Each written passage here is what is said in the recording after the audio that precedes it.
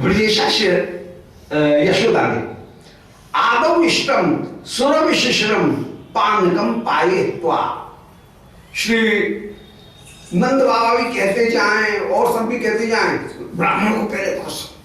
तो परोसने में भी श्री यशोदा जी जब परोसने के लिए आए तो पहले ब्राह्मण को, हाँ भाई भाई ब्राह्मण देवता आयो या पहले भोजन, इसको पहले परोसो। सो आदौ सबसे पहले श्री यशोदा जी कोई अपूर्व सुंदर पानक लेकर के आई हैं, कोई भूख बढ़ाने वाला कोई शरबत उसको लेकर के आई हैं और उसको श्री रामकृष्ण और बलदाव जी मधुमंगल तीनों ने उस समय पानकम पायित्वा, सुंदर रस उसका पान कराया, शरबत उसका पान कराया। मन में विचार करके किसी तरह से कन्हैया भूख खुल जाए, पेट भर के खा ले। ये यशोदा का बड़ा भारी आग्रह है कि कैसे कन्हैया को खिला दूं, मां का आग्रह होता है। तो पानकम पायित्वा, पानक रस जो है उसको आदौ इष्टम पान का रसम, सुंदर इष्ट पानक रस शरबत उसका पान कराया, जो कैसा है सुरभि शिशिरम, सुंदर सुगंध से युक्त है और शिशिर माने ठंडा है। ऐसे पानक रस का पान करा करके नाना भेदम त्रिविध मथसा भोज्यामास भक्षम, फिर अनेक प्रकार के 3 प्रकार के जो भोजन हैं उन भोजनों को कन्हैया को भोजन कराया है। भोजन 4 प्रकार का, चतुर्विध भोजन, भक्ष्य, लेह्य, चोष्य और पेय। तो पेय तो पदार्थ को हो ही गया पहले, पेय तो पानी करा लिया। भक्ष्य उसका नाम जिसको चबा करके खाया जाए उसका नाम भक्ष्य। लेह्य वो जिसको उंगली में लेकर के जीभ से चाटा जाए, चटनी सौंठ जिनको चाटा जाए वो हो गए लेह्य। सो भक्ष्य लेह्य। चोष्य वो जिनको चूस करके फिर थूक दिया जाए, कुछ भाग को ग्रहण कर लिया जाए चूस करके, कुछ को निकाल लिया जाए, वो है चोष्य। सहजने की फली का शाक है तो उसको लेकर के चूस करके बाद बाकी का थोड़ा छोड़ दिया जाएगा, या गन्ना है तो उसको दबा करके रस को खा लिया जाएगा और उसकी जो छूछ निकलेगी उसको छोड़ दिया जाएगा। सो कुछ चोष्य होकर के और कुछ पेय होकर के विराजमान। तो शेष 3 प्रकार के जो पदार्थ हैं उन 3 प्रकार के पदार्थों को श्री मैया ने सामने परोसा। कुछ फल भी ऐसे होते हैं कि जो चोष्य ही हैं। अब यदि झाड़ी के बेर हैं तो उनकी कोई गुठली थोड़ी निकाली जा सकती है उनको तो, या यदि जामुन है तो उसकी कोई गुठली थोड़ी निकाली जा सकती है, उसको तो मुंह में रख करके चूस करके ही जो गुठली है उसको तो अलग किया ही जाएगा, उसको तो निकालना ही पड़ेगा। तो वे चोष्य होकर के विराजमान है। तो भोज्यामास भक्षम, ऐसे 3 प्रकार के नाना भेदम त्रिविध मथसा, अनेक भेद वाले 3 प्रकार के भक्ष्य पदार्थ उनको श्री यशोदा जी ने कन्हैया को भोजन कराया है। पुनः साधन मित्र सपद, मित्रों के साथ में सपद माने तुरंत ही, वेद स्नान भूषाम लेपम, जिन कृष्ण ने स्नान भूषा और अनुलेप माने चंदन इत्यादि का श्रृंगार धारण कर रखा है, ऐसे रामकृष्णम बटुम अपने सुखेन उपवेश्य ब्रजेशा, श्री ब्रजेशा ने रामकृष्ण और मधुमंगल इनको सुखपूर्वक विराजमान किया।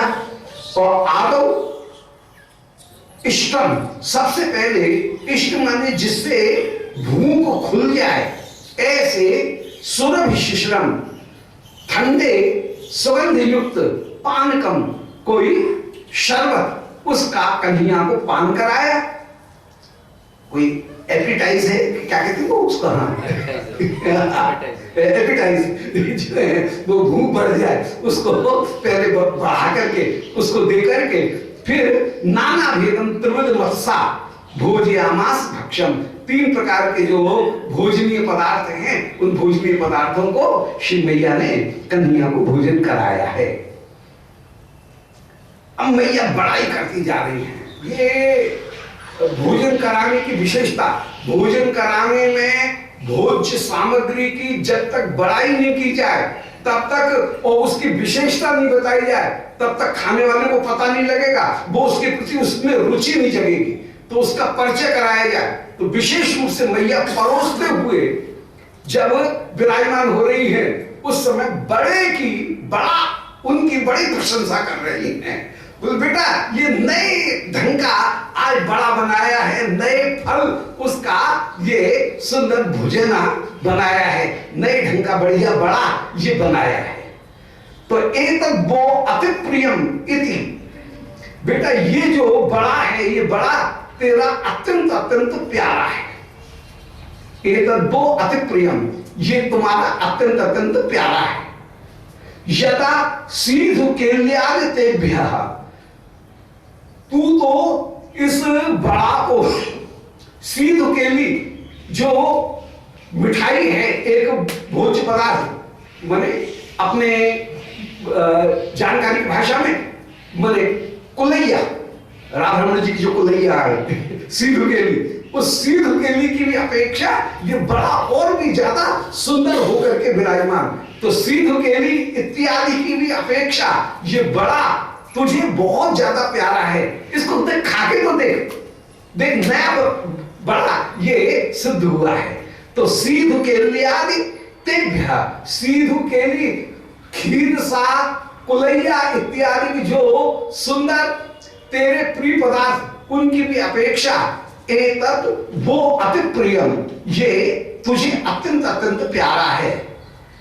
युष्म पंकम बटक पटलम, ये तेरे लिए बड़ा सुंदर, ये बटक पटलम, ये बड़ा जो है वो बड़ा बहुत अच्छा, ये सुशोभित हो रहा है, ये बड़ा, इसको खा।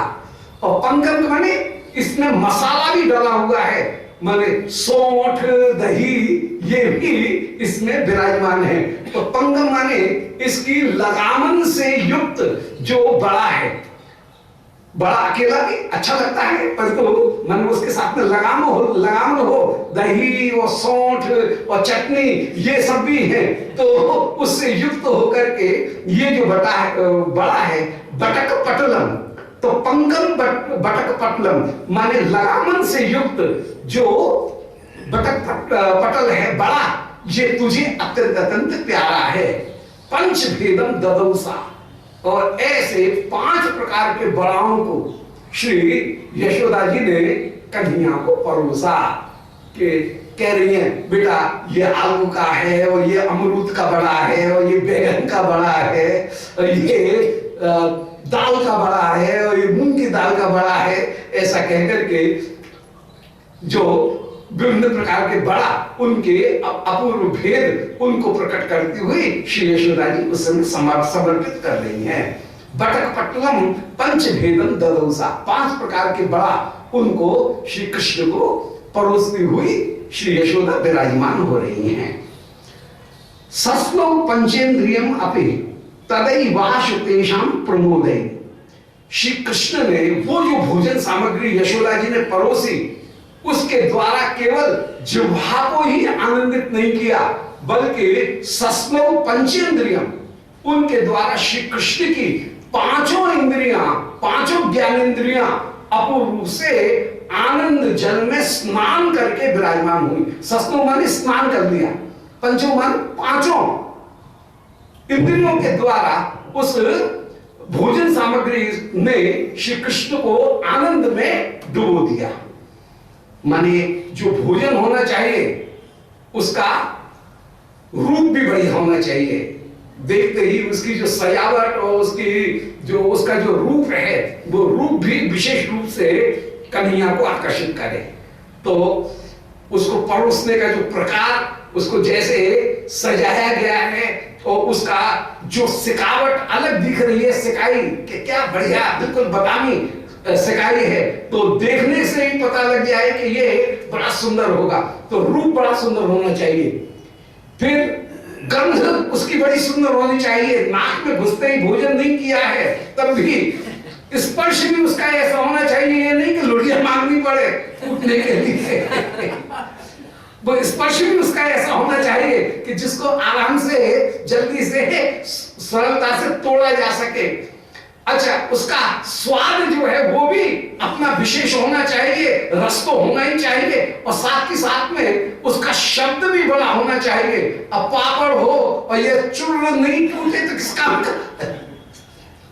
जो कुरकुरी चीज है वो तो कहीं शब्द करती हुई ही टूटे तभी उसका आनंद है। तो शब्द, स्पर्श, रूप, रस, गंध भोजन में पांचों की पांचों गुण होने चाहिए, जो जैसा है। तो आज उस बटक पंचक ने 5 प्रकार के जो बड़ा हैं, उन 5 प्रकार के बड़ाओं ने और सारी सामग्री ने श्री कृष्ण की पांचों इंद्रियों को तृप्त किया है। शब्द, स्पर्श, रूप, रस, गंध, इन सब के द्वारा उन पांचों वस्तुओं को ले रहे हैं।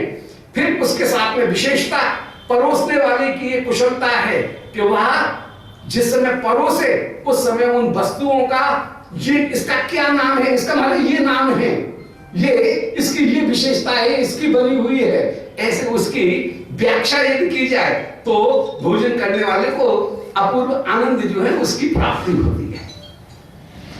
भोजन करने वाला भी भोजन करके जब तक बड़ाई नहीं करे तब तक रसोई करने वाले को आनंद नहीं आए। इसलिए भोजन करने वाले की विशेषता तो ये होनी चाहिए कि वो बड़ाई करे, और रसोई परोसने वाले उसकी विशेषता ये होनी चाहिए कि वो रुचि को जागृत करके परोसे। और श्री यशोदा जी ऐसा ही कर रही हैं, और श्री कृष्ण पंचेंद्रियों के द्वारा उनको ग्रहण करते हुए विराजमान हैं। तो सस्लो पंचेंद्रियम अपि प्रमोदे, श्री कृष्ण ने अपनी पांचों इंद्रियों को प्रमोद में, आनंद में, सस्लो मन डुबो दिया। तदैव आशु, शीघ्र ही डुबो करके विराजमान हुए। कैसे? बोले घ्राणेन्द्री जो है वह सौरभ्य माने भोजन की सुगंध से अत्यंत अत्यंत आनंदित हुई। श्री कृष्ण की नासिका वो सुगंध जो आ रही है उससे आनंदित हुई, तत्सौरभ्य। फिर मृदिम, जो त्वचा है, त्वकिंद्री, वह उसकी मृदुता को देख करके आनंदित हुई, मृदिम। फिर सुरसा, जुभा जो है वह रस को देख करके अपूर्व से आनंदित हुई है। और आख्यान, उनके नाम भी जो रखे हैं वो नाम भी बड़े सुंदर, नाम सुन करके ही अद्भुत जिज्ञासा और रुचि उत्पन्न हो जाए। बोले ये क्या है? बोले इसका नाम है सीधु केली। ये क्या है? बोले ये मन मनोहर।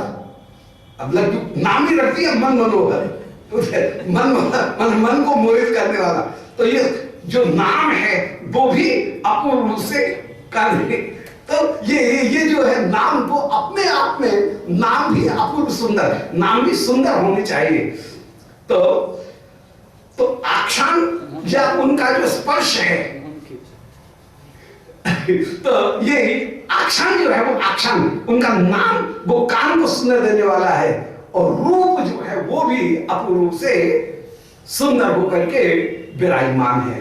तो रूप तो सौरभ्य के समुद्र में, कभी मृदिमा के समुद्र में, कभी रस के समुद्र में, कभी आख्यान माने नाम के समुद्र में, और कभी रूप के समुद्र में जो भोजन की जो सामग्री श्री कृष्ण को नहलाती हुई विराजमान हुई है।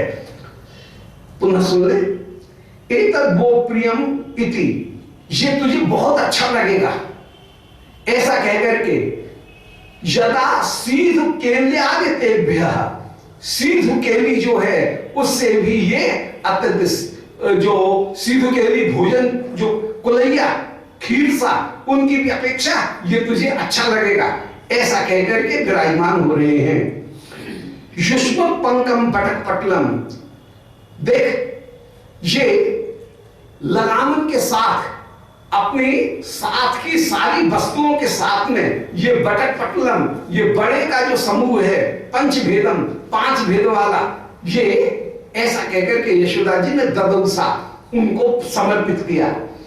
श्री कृष्ण ने सस्नो पंचेंद्रियम अपनी पांचों इंद्रियों को उस समय आनंद के समुद्र में नहला दिया, उस भोजन सामग्री को देख करके नहला दिया है प्रमोद में।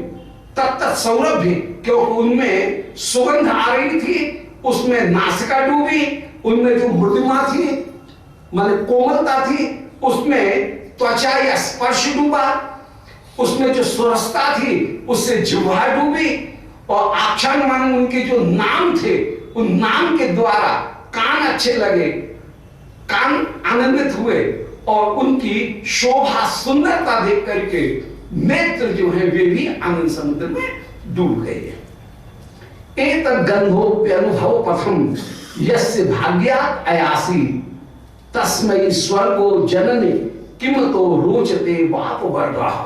अब मधुमंगल प्रशंसा करने लगे, और सुना रही है कौन? श्री तुलसी मंजरी जी राधा रानी को। नंद भवन की जो लीला है उसको सुना रही है राधा रानी को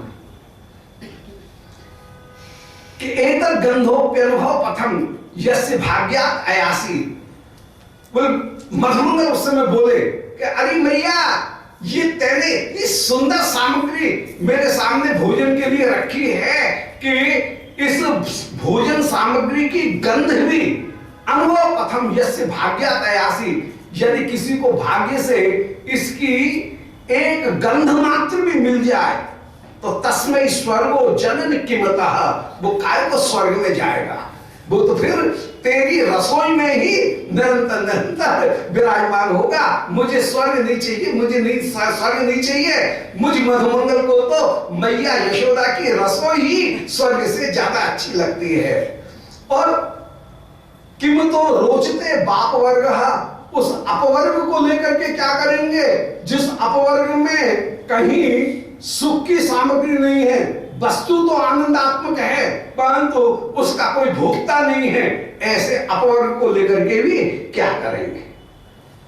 क्योंकि जहां अपरोक्ष अनुभव हो रहा है वहां पर तो ब्रह्म का आस्वादन है, परंतु जब मोक्ष प्राप्त हो गया तब ब्रह्म का आस्वादन नहीं। जब किंचित द्वैत बना हुआ है तो मोक्ष का सुख प्राप्त हो रहा है, और किंचित द्वैत नहीं है तो मोक्ष का सुख भी प्राप्त नहीं होगा। जागृत अवस्था में स्थूल शरीर, पांच भौतिक शरीर विषयों के सुख को भोगता है। जब काल के प्रभाव से व्यक्ति थक गया तो फिर भोग भोगने पर भी, भोगों की उपस्थिति होने पर भी वह भोग का त्याग करता है।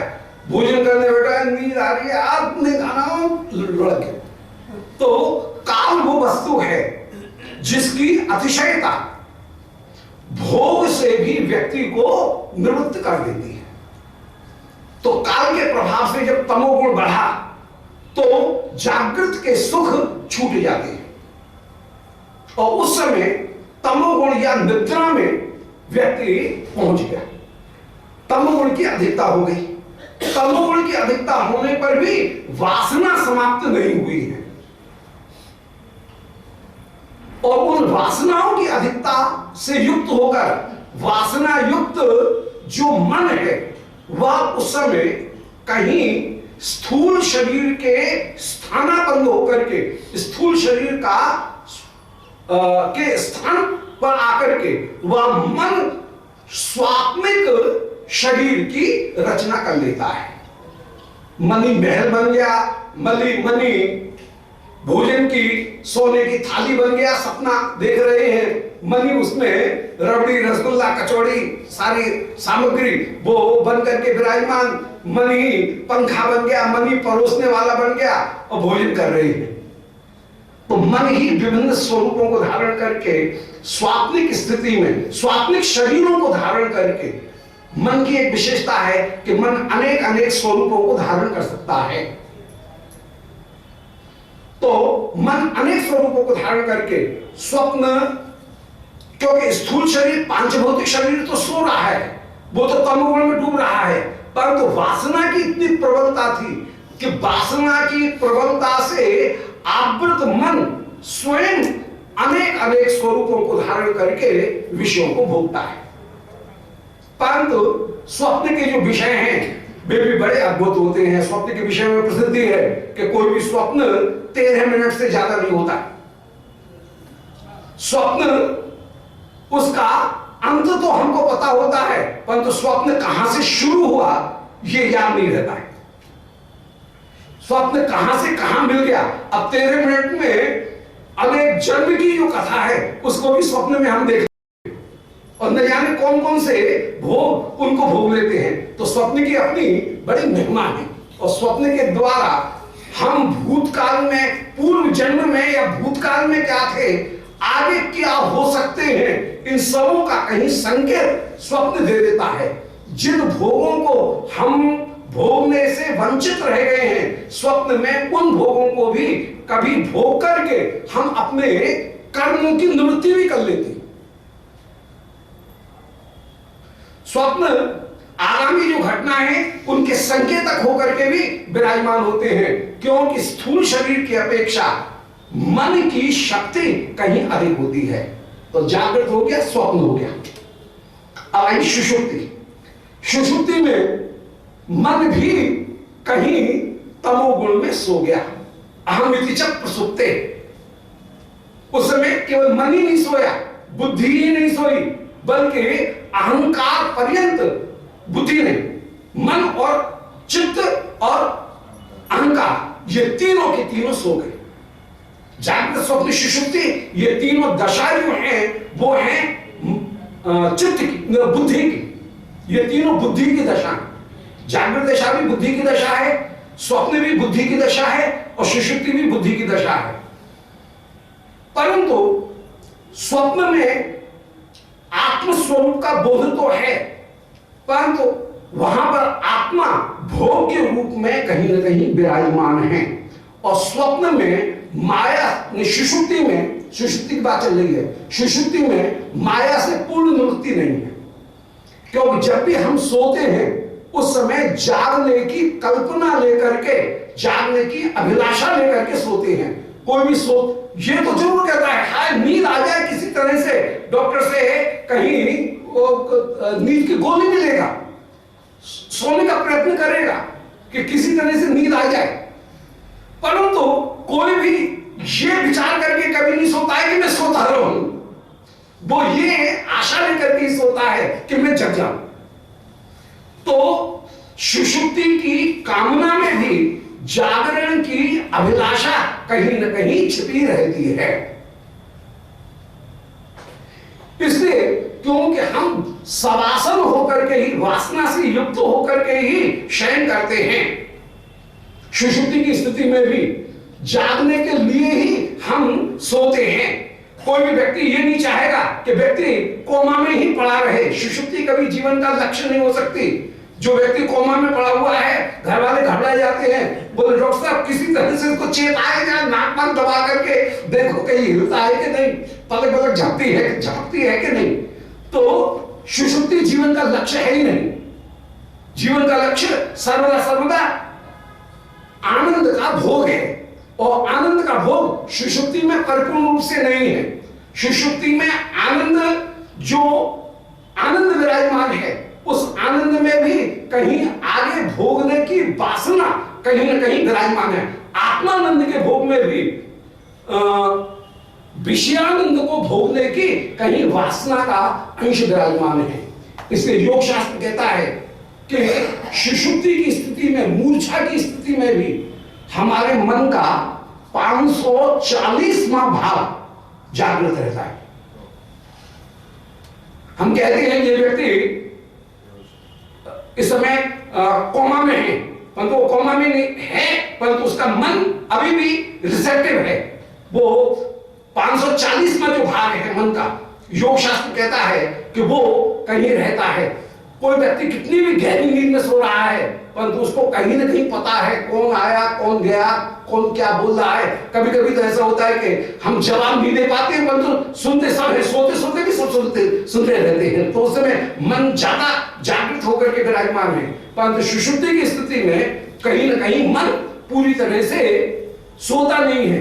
तो सुषुप्ति कभी भी माया से रहितता की जो स्थिति है वो नहीं है।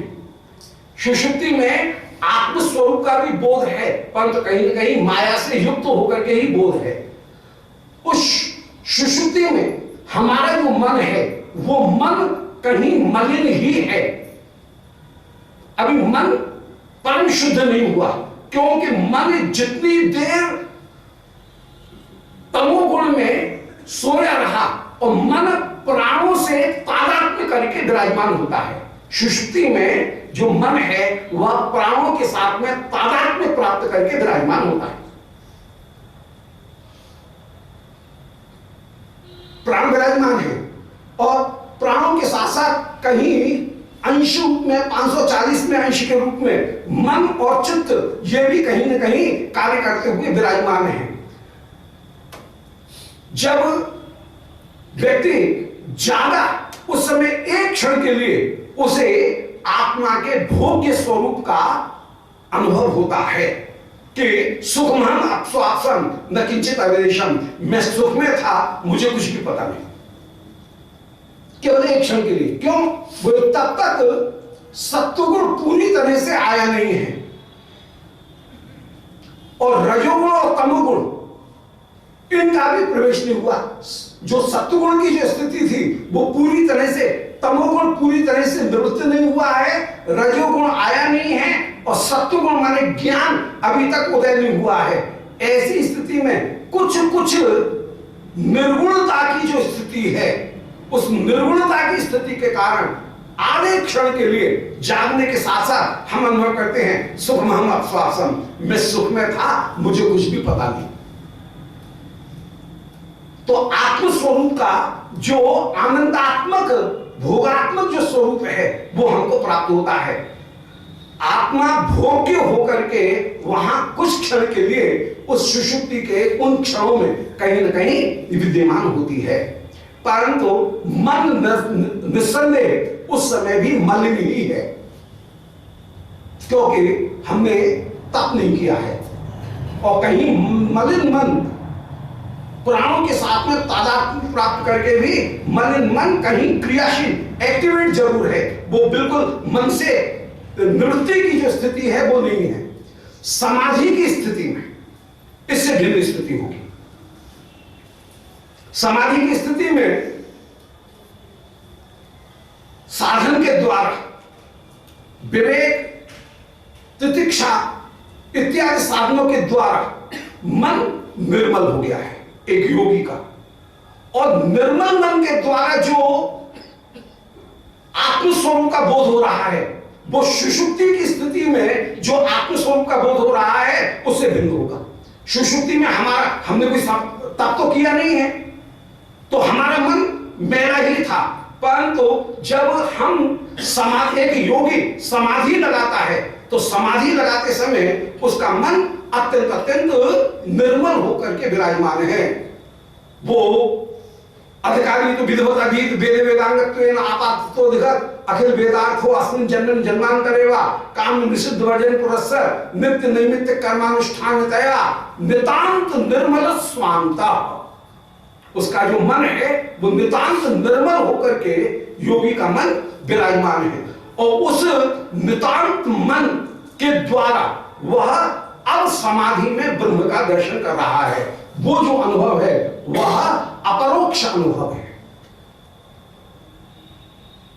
परंतु यह भी मोक्ष की स्थिति नहीं हुई, इसको भी मोक्ष की स्थिति नहीं कहेंगे, क्योंकि अभी द्वैत भी बना हुआ है, मन भी विराजमान है और मन कितना स्वच्छ हुआ, जितना स्वच्छ हुआ उतने ब्रह्म की अनुभूति हुई। मन में अभी कहीं ना कहीं वासना विराजमान है, इसलिए समाधि के बाद में व्यक्ति योगी जब जागेगा, व्युत्थान दशा को प्राप्त करेगा, पुनः वह अपने संस्कार के अनुसार भोजन, शयन, मलमूत्र त्याग, बोलना, उत्तर देना, ये सब कार्य करने लग जाए पुनः। तो इसका मतलब है कि मन की वासना उस समय विराजमान थी, यद्यपि ब्रह्म का चिंतन करने वाला जो ग्राहक मन था वो ग्राहक मन बड़ा उपयोगी था और वो ब्रह्म का चिंतन कर रहा था, वो निर्मल था, माया स्पर्श उसमें नहीं थे, परंतु फिर भी माया का कहीं इतना प्रभाव है कि जैसे ही समाधि पूरी होगी या वो माया प्रभाव डालेगी, प्रभाव डालने के साथ ही साथ ब्रह्म समाधि खंडित होती हुई चली जाएगी, वो समाधि विराम को प्राप्त करती हुई चली जाएगी। और व्युत्थान दशा में फिर व्यक्ति भले विषयों में आसक्त नहीं होगा, परंतु व्युत्थान दशा में विषयों को ग्रहण करते हुए विराजमान होगा। तो समाधि में अनुभव तो हुआ, परंतु समाधि का अनुभव भी परोक्ष अनुभव है, प्रत्यक्ष अनुभव नहीं है, अपरोक्ष अनुभूति नहीं है।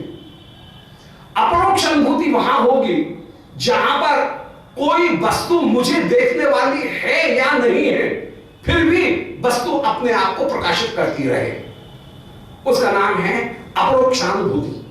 ज्ञानी जन जो भी वर्णन करते हैं वो सबसे ज्यादा अपरोक्षानुभूति का विशेष